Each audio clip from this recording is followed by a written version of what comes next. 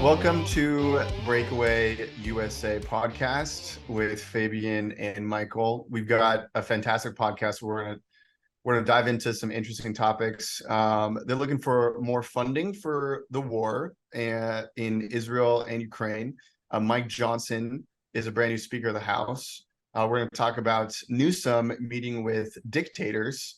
And Missouri versus Biden is a censorship case that everybody needs to know about. So, Fabian, you want to talk about the 100 billion that they're wanting for Ukraine and Israel? So the Biden administration, in all their wisdom, has requested another $100 billion as a supplemental request to Congress. So this hasn't gone through because we haven't had a speaker. So let me just kind of go over what they're asking for, because $100 billion, it's not a drop in the bucket. I mean, I think the figure to fix the border wall was only like a few $billion, maybe like $11 billion or something like that. They're asking for 10 times that. So let's just kind of go over what they're asking. They want 61 billion for Ukraine and for replenishing the U.S. stockpile, which includes 30 billion for Pentagon equipment, 14 billion for Pentagon intelligence, 16 billion for State Department and U.S. aid, and 481 million to support Ukrainians who flee the U.S. In addition to that, they want to give 14 billion for Israel-related assistance. Very vague on what exactly that is. And 9 billion for humanitarian assistance for the Gaza Strip and Israel. So, US doing what we do and playing both sides of the, 3 billion for submarines, 2 billion for security assistance in the Indo-Pacific region, 11 billion for border security and migrant matters. Okay, that one I did not see, but Can I interrupt you quickly? It's just that we throw around these numbers like 11 billion, 10 billion. It's absurd, right? These are insane amounts of money. We've already given Ukraine $200 billion, and they want another 60 billion. This is baffling, and it's like monopoly money, right? Yeah, this seems like one of those, they call them a Christmas tree bill, where everyone just hangs their ornament and it gets passed. So in addition to that, they want $1 billion for countering fentanyl. Don't know how that's going to help Ukraine. 100 million for combating child labor exploitation, and 2 billion to counter China in developing countries. So yeah, I'm very interested in seeing how this plays out with Mike Johnson, the new speaker, and how he's going to address this $100 billion. I got a feeling he's going to shut it down very quickly. Like very, very quickly. So I actually have a little bit of his congressional resume pulled up here. So this is according to Red Eagle Politics on X, Twitter. And for anyone listening, Mike Johnson has just been elected the Republican Speaker of the House as of yesterday, after 3 weeks of, back and forth. Vacancy. Yeah. Yep. Which is, I think he's going to be one of the best speakers of the House for a couple of reasons. This resume right here is going to be one of them.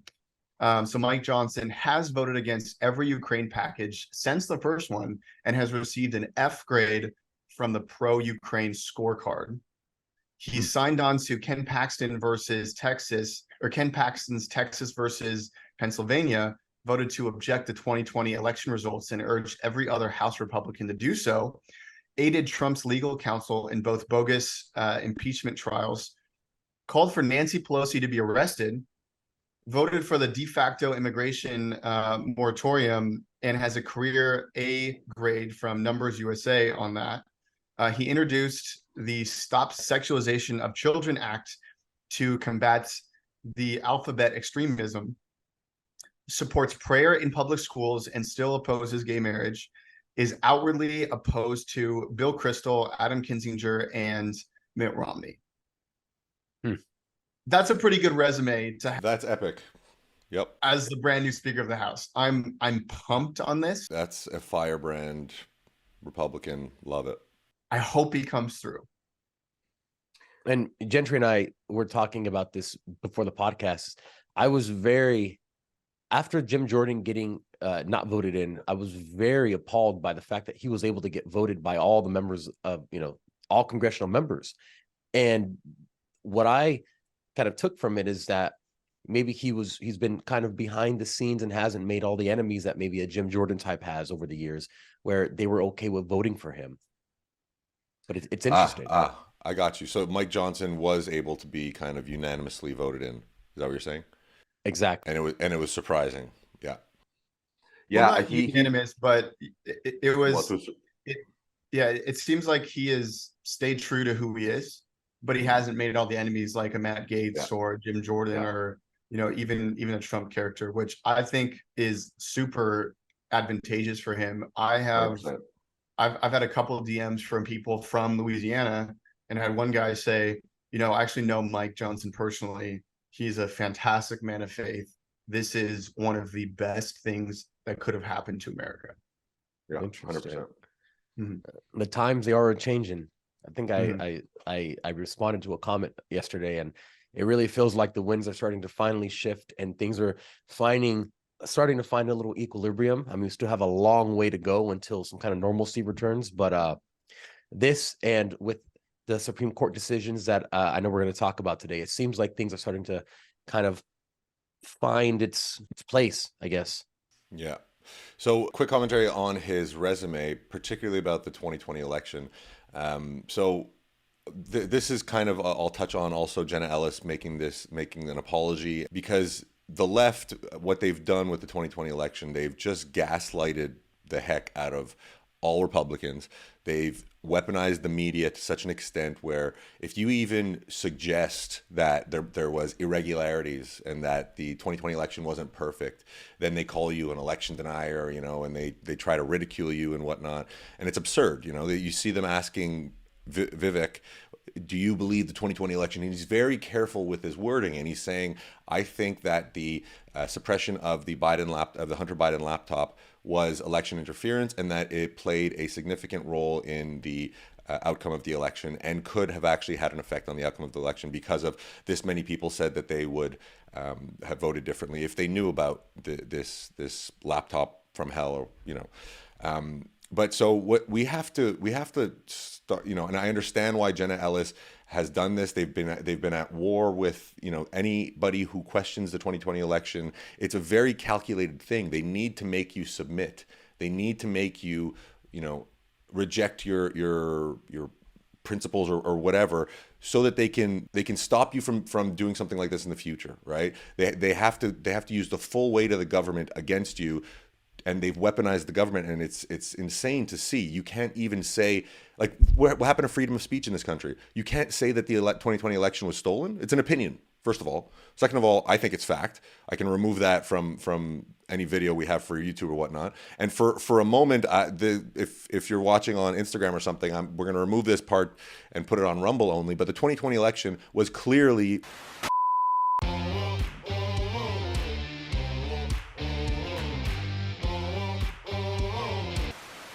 Return you now to your regularly scheduled program. We have to find a way to fight back this psyop that's happened, this mass psychosis, this whatever they've done to weaponize the media, the government against us with January 6th.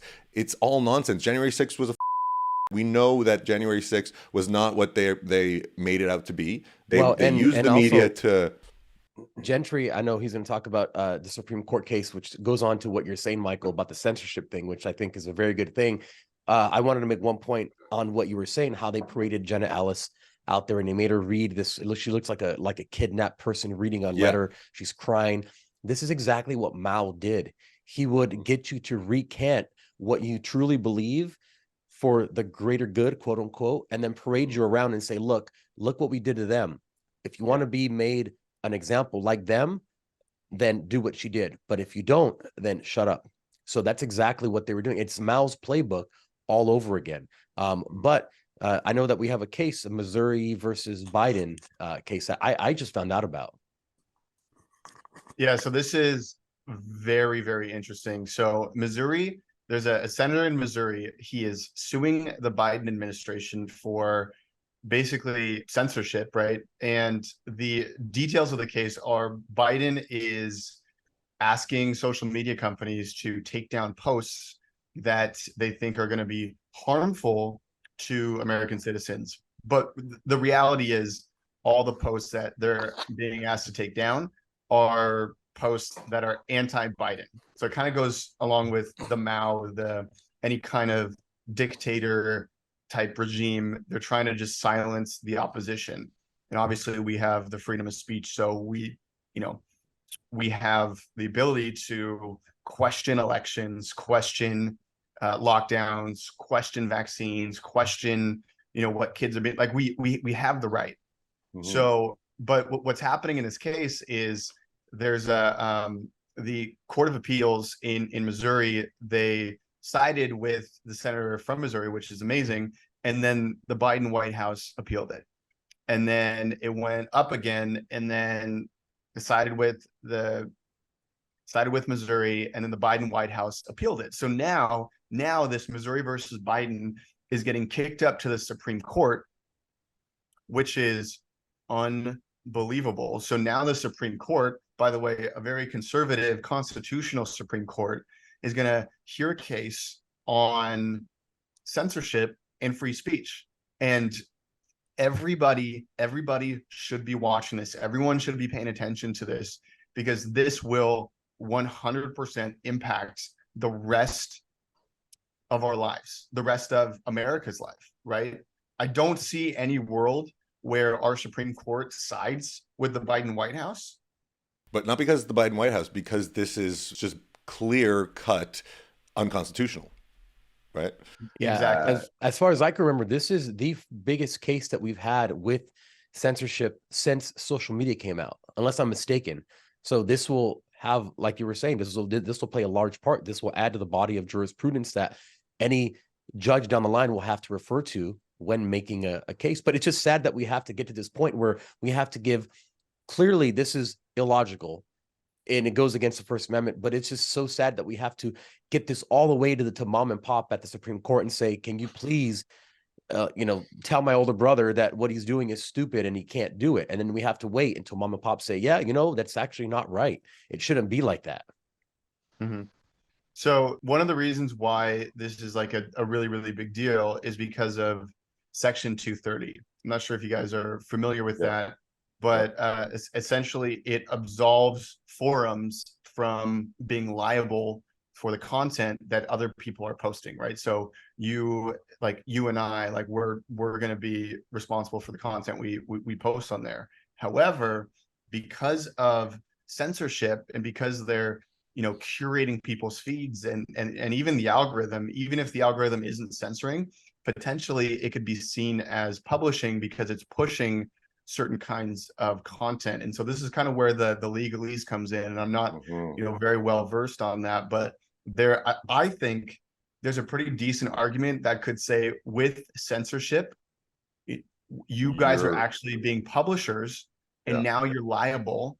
And we're seeing all this crazy stuff coming out that's saying, that we penetrate the cabinets. We talked about that earlier on a previous episode where Pfizer came out and said, hey, if you take the vaccine, you're actually going to have an increased risk of myocarditis. And so social media companies are now censoring that information. And that has huge implications, right? Yeah. So Section 230, from what I understand, allows them to, well, so it's exactly what you said, but so it allows them to censor because they're not in the public domain. They are actually private companies, so they're not seen as utilities. But I mean, for all intents and purposes, we need to modernize kind of the approach to these platforms, these softwares, and say that they are utilities. Like and utilities, public utilities, are subject to the Constitution and are subject to freedom of speech laws, right? So utilities in terms of telephone providers or internet, you can't refuse somebody access to the internet because of their political or their opinion. You can't refuse somebody access to radio or television, whatnot. So they need to be seen as something that is in the public domain because it is the town square. Right? It is the modern day town square. And so freedom of speech needs to apply.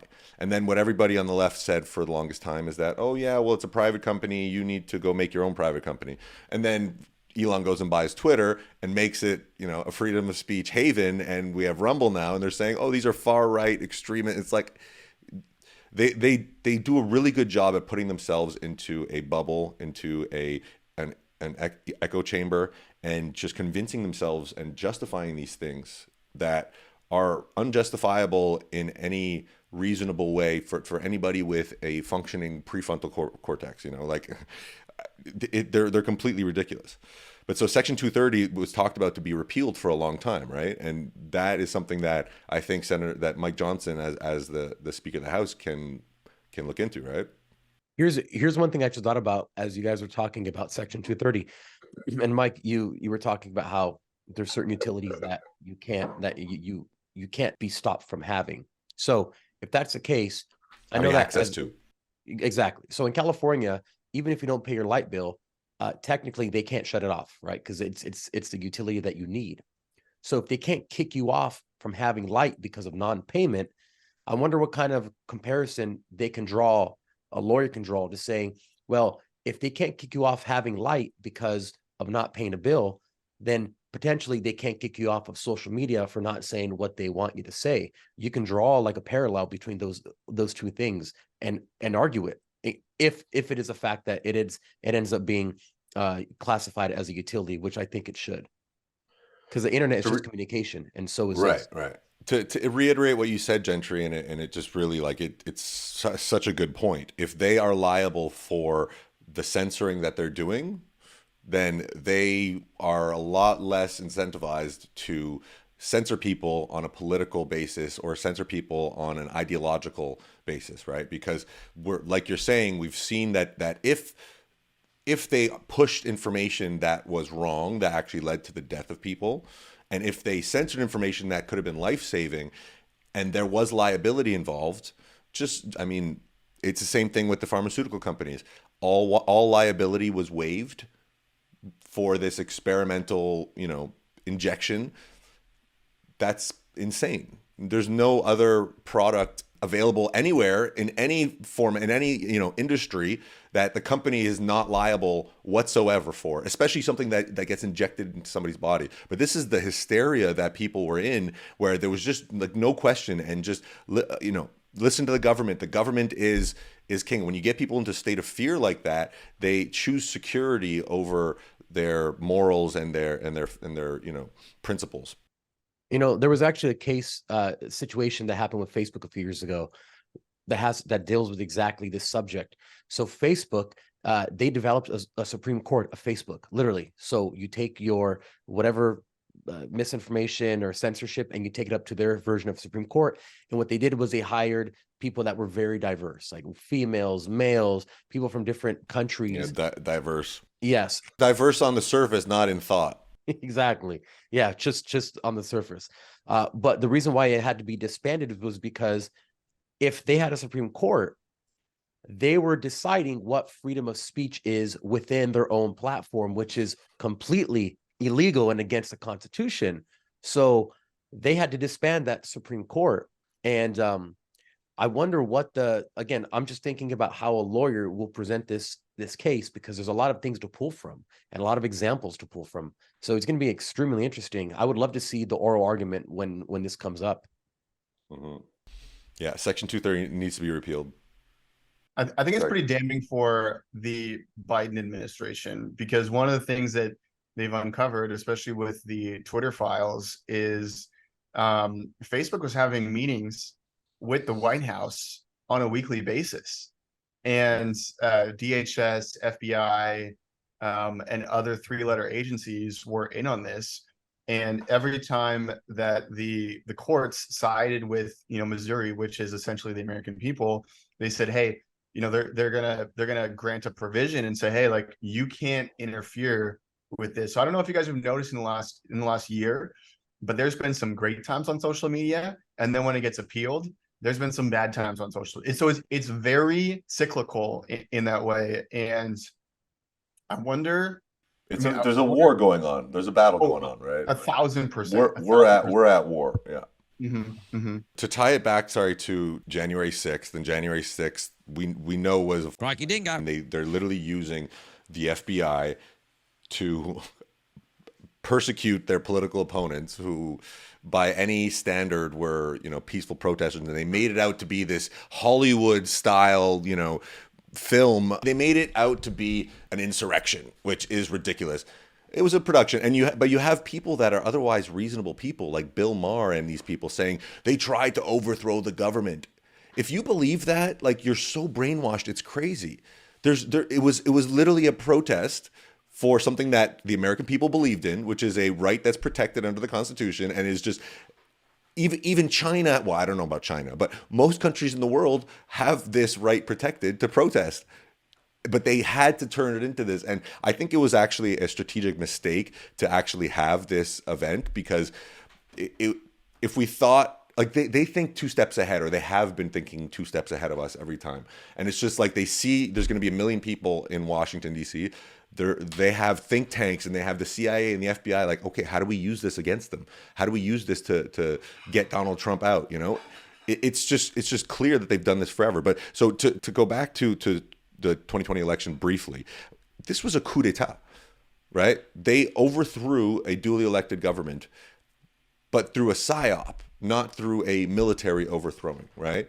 And it's very well documented. And in the future, we're on the right side of history. I'm 100% sure of this. This is not even a question. It's just that there's such a narrative built that, you have people that like people that are in the Senate that believe that the election was stolen, that can't say it.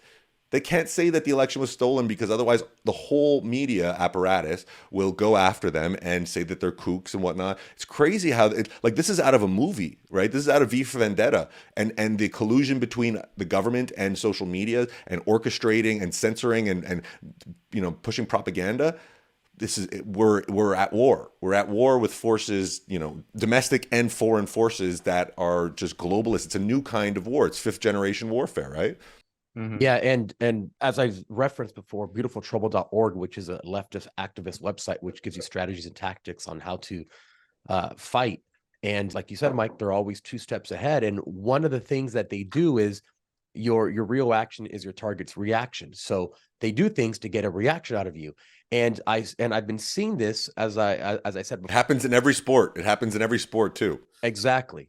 When I've been going to these rallies and things, I'm noticing how they set the right up for this reaction. One of the sad things that I just saw, and I'm sure you saw the video, was there was a gentleman who was driving through a rally. They had blocked off the freeway with cars, and there was just thousands of people for the pro-Palestine rally.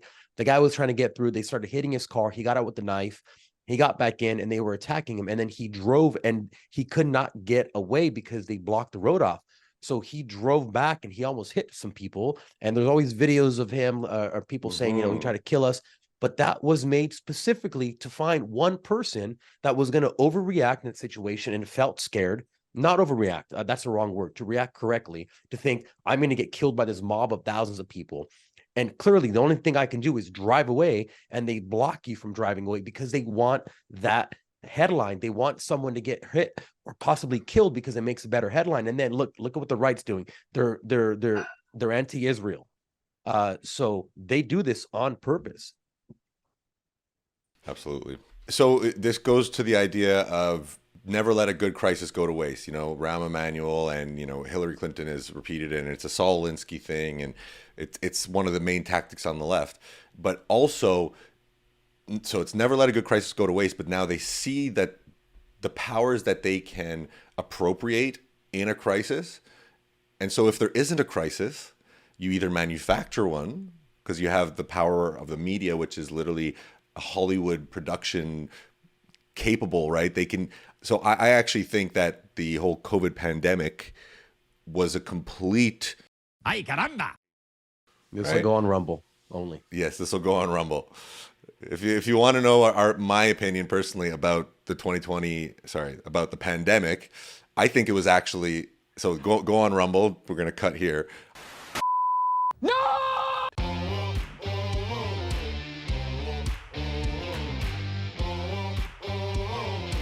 You're playing music too loud, right to jail, right away.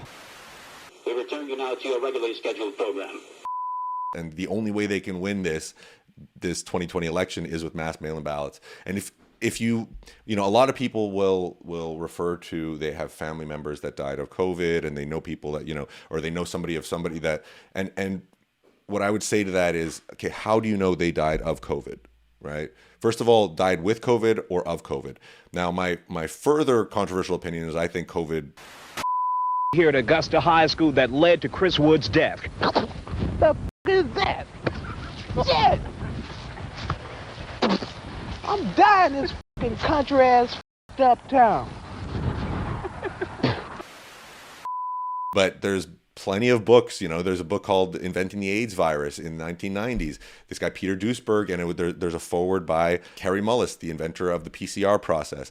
He questioned the fact that HIV is the cause of AIDS and saying that there's no virus called HIV, and this is in the 90s. And then there's another book called Virus Mania, it was written in 2000s. There's Contagion Myth, there's all kinds of books, and there's a lot of doctors that are saying this is like a complete, this is like climate change, right? And it's very lucrative. If there's a little pathogen that we're at war with, we need to make medicines that are very profitable, right? And if it's something to do with our lifestyles, it's something to do with the food that we're eating and the toxins in our food and the toxins in our water, what do we have to do? We have to change our diets. That's not very profitable.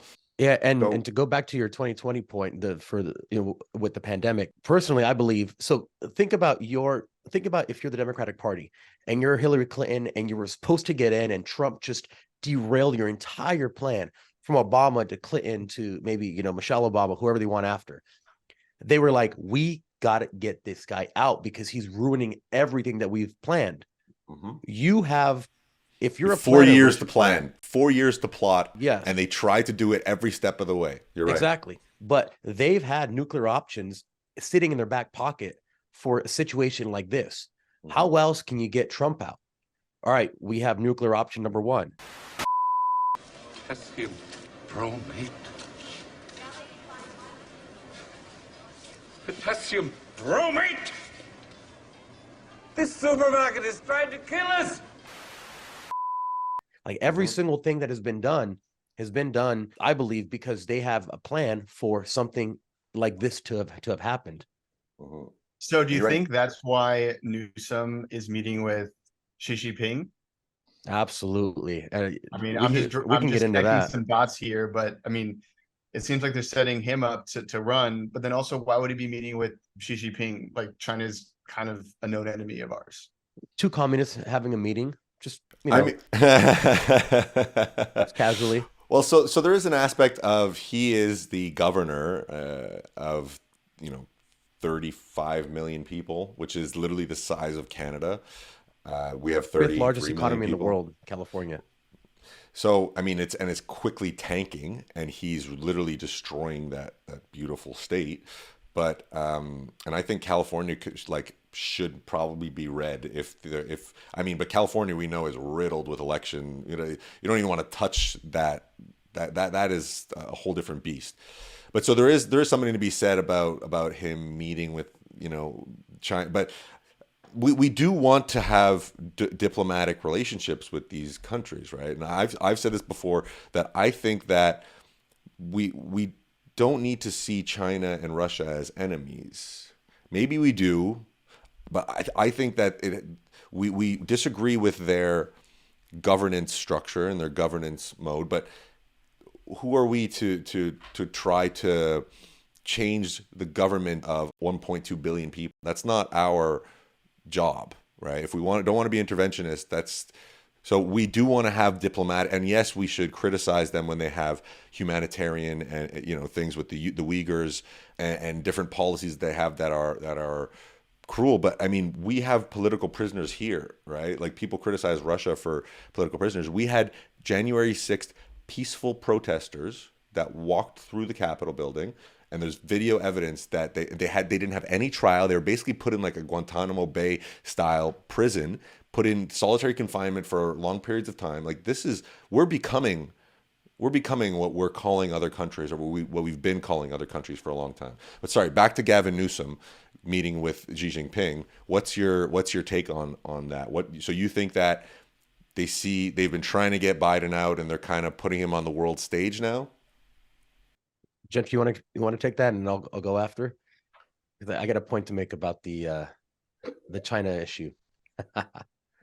I'm sure you Yeah, do. so there's been a lot of speculation that they're gonna put someone else besides Biden, right? He has been I think a huge disappointment to the DNC in a lot of ways, mostly because of his health, right? Like he had like a butt chin the other day, just looked unbelievably tired. He's can't walk upstairs, he rumbles, he's not doing his job, right? We all know he's not actually doing his job because he's got like puppeteers, right?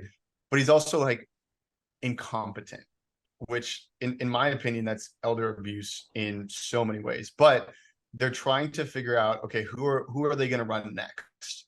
And a lot of people are saying that Michelle Obama or Big Mike could potentially run. We got to do but- it every time. We have to. But we're also seeing that, I mean, to be honest, this is a PR stunt. I don't understand the PR stunt. I don't understand why this got headlines or why it happened. Well, why China? Yeah. that's Okay, the so question. Exactly. let me give my opinion on this, because I've thought about this a lot. So if your goal is if the left's goal is to allow the citizens to give up more of their power, the freedom of speech, we know exactly what they want. China has already done that. This is why they don't allow LGBTQ alphabet soup, because they've already used the red guard, and this already happened in the 60s and the 70s. They already got to where they wanted to go. There's no freedom whatsoever that the government doesn't grant you in that country. We have social credit scores. You can't get out of your district without looking at a camera and smiling. The very act that they make you smile before it will open the door for you makes it, that's a I didn't know that. psychological thing. Yes, you have That's to a thing? smile before you can get out. Now, Newsom, why is he going to China? In my estimation, the left has done a very good job of turning the population against Israel, number one. Now, if you send the left's biggest rock star in Newsom to China to cozy up to China, you will turn the population that loves Newsom and the left pro-China policies. And we understand what they've done with locking everything down, with cameras everywhere, with the persecution of the Uyghurs, like you mentioned, Mike. Okay.